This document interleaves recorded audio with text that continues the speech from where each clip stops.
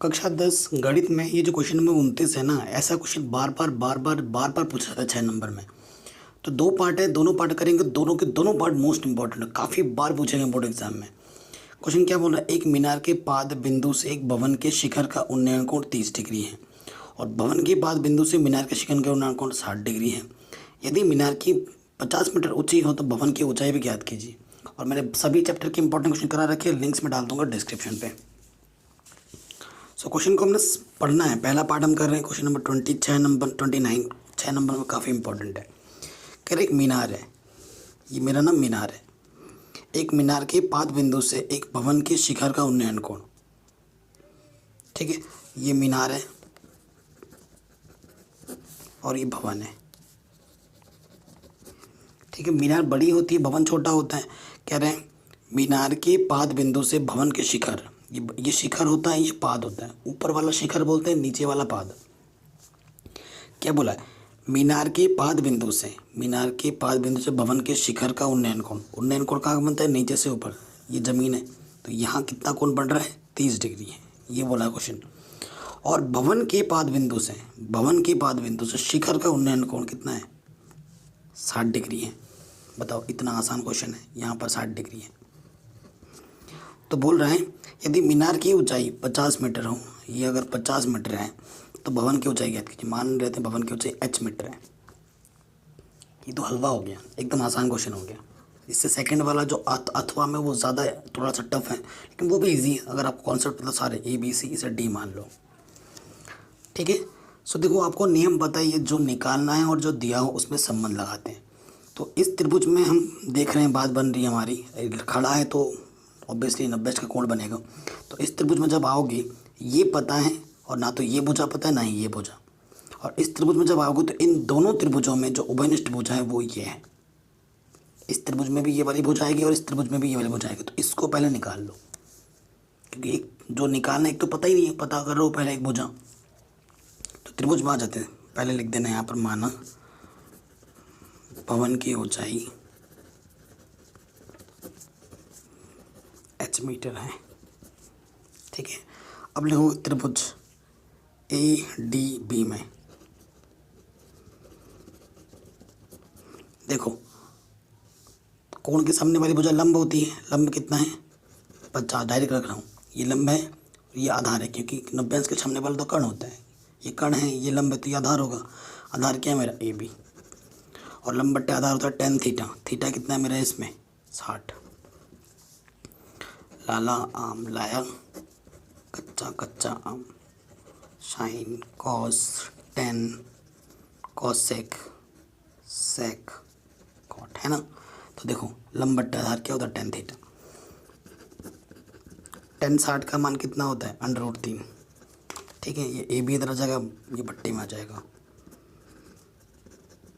तो AB जो पता नहीं था, पता चल गया कि भैया कितना है, 60 √3। जहाँ ज़रूरत पड़ेगी हम यूज़ कर लेंगे। अब इस त्रिभुज में आ जाना है, ये निकालना है और AB पता हो गया। अब हमें त्रिभुज ABC में क्या निकालना है, H निकालना है। और 30 डिग्री है यहाँ पर। कोण के सामने वाली भुजा लंब होती है H, और आधार जो निकालना है वो ये पता है, ये निकालना ये पता है, उस पर संबंध लगाएंगे। जो निकालना है और जो पता है, ऊपर नीचे रखो कोई फ़र्क नहीं पड़ता उससे। तो लंब बट्टे आधार ये फिर से हो गया, और लंब बट्टे आधार tan थीटा होता है। थीटा यहाँ पर कितना है, 30। H का मान निकालना है, AB हमारे पास कितना होता है, 50 √3 है। ये बट्टे का ऊपर आ जाएगा, और tan 30 का मान 1/√3 होता है। ऊपर आ गया √3H बट्टे 50 √3, गुणा कर दोगे √3 गुणा √3, 3, 50 से कम 50, 3 गुणे में इधर क्या हो जाएगा, बट्टे में इतना मीटर, आंसर, ठीक है। 6 नंबर में आराम से हो गया। अगला क्वेश्चन शानदार है, ज़बरदस्त है। कह रहे एक सीधा राजमार्ग एक मीनार के पाद तक जाता है। ये सीधा राजमार्ग है, यहाँ पर मेरा मीनार है, मीनार के पाद तक, ये मीनार में लिख भी दे रहा हूँ। एक सीधा राजमार्ग मीनार के पाद तक जाता है। मीनार के शिखर पर खड़ा एक, यहाँ पर एक कोई व्यक्ति खड़ा है, एक कार को 30 डिग्री के अवनमन कोण पर देखता है। यहाँ पर एक कार है, उसको वो देख रहा है, कितना कोण है, अवनमन कोण मतलब यहाँ बनेगा, ऊपर से जैसे देखने पर 30 डिग्री बन रहा है। फिर क्या होता है, 8 सेकंड बाद वो अवनमन कोण 60 डिग्री हो जाता है। मान लेते हैं कि यहाँ पर आ जाता है 8 सेकंड में, पहले यहाँ तक और अब यहाँ आ गया, अब कितना हो जाता है 60। अब ये सेकंड में दे रखा है। फिर क्या बोला, इस बिंदु से मीनार तक पहुँचने में कितना समय लगेगा, मतलब यहाँ से लेकर यहाँ तक जब पहुँचेगा कार, यहाँ से यहाँ तक कितना टाइम लेगा वो पता करना है। ठीक है, ये चीज़ है, तो टाइम निकालना है क्वेश्चन में। तो ये ए बी सी और ये डी, मान लेते हैं ये दूरी x है और ये दूरी y है, ठीक है, और ये दूरी h है। मान लोगे A B H C B Y और ये x, कोई दिक्कत नहीं है। जनरली हमें समय दे रखा है यहाँ से और समय ही निकालना है।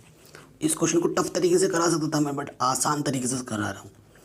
पहले जो त्रिभुज बन रहा है ना, इस हमको त्रिभुज में आ जाओ, त्रिभुज ए बी सी में ये फिलहाल पता है, क्योंकि ये निकालना है तो इसको रखो। दोनों त्रिभुजों में ये भुजा आएगी, लंब है और ये आधार है, लंब बट्टे आधार क्या होता है tan थीटा, और थीटा कितना है यहाँ पर 60। तो h बट्टा y कितना हो गया tan 60 का √3। ठीक है, कोई दिक्कत नहीं। अब जहाँ जो जरूरत पड़ेगी उसका यूज़ कर लेंगे। समीकरण 1 मान लिया। पुनः त्रिभुज ए बी डी में, बड़े वाले में आ जाओ।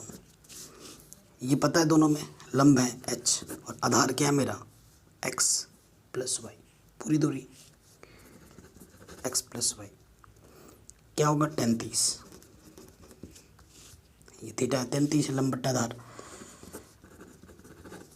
आपको y निकालना है ना, ये दूरी यहाँ से यहाँ तक, ये y निकालना है। tan 30 का मान 1/√3 गुणा कर दोगे √3h, यहाँ से आ जाएगा x प्लस वाई, एक कम x प्लस वाई। ठीक है, ये चीज़ आ गई। आपको ये दिख रहा है, आपको क्या चाहिए, संबंध y में चाहिए, तो x के जगह पे रखना है मान। ठीक है, या y से निकाल लो फिर h में मिल जाएगा, है ना। सो देखो यहाँ h की जगह पे आप क्या रख सकते हो, h की जगह पे क्या रख सकते हो, √3y गुणा हो जाएगा ना, रख सकता हूँ मैं √3y, बिल्कुल रख सकता हूँ। अब देखो √3 h की जगह पे क्या है √3y, √3 गुणा √3 3y, x plus Y, plus का वाई इधर क्या हो जाएगा माइनस का वाई। सो 2y बराबर आ जाएगा x, तो y बराबर क्या आ जाएगा x बट्टा 2। ये संबंध आ गया y और x में। हमें बात करनी है समय में। समय में देखो जो हमें x दे रखा है क्वेश्चन में वो 8 सेकंड दे रखा है। समय के संबंध देखा जाए तो यहाँ से यहाँ तक x बोला था, कितना टाइम लग रहा था 8 सेकंड। हमें y निकालना है यहाँ से इतने के बीच में। x का मान 8 सेकंड रख दो, 8/2, तो आंसर कितना आ जाएगा 4 सेकंड। तो वो कार यहाँ से यहाँ तक कितने सेकंड में पहुँच जाएगा 4 सेकंड में। डिस्क्रिप्शन ज़रूर चेक करना इंपॉर्टेंट क्वेश्चन के लिए।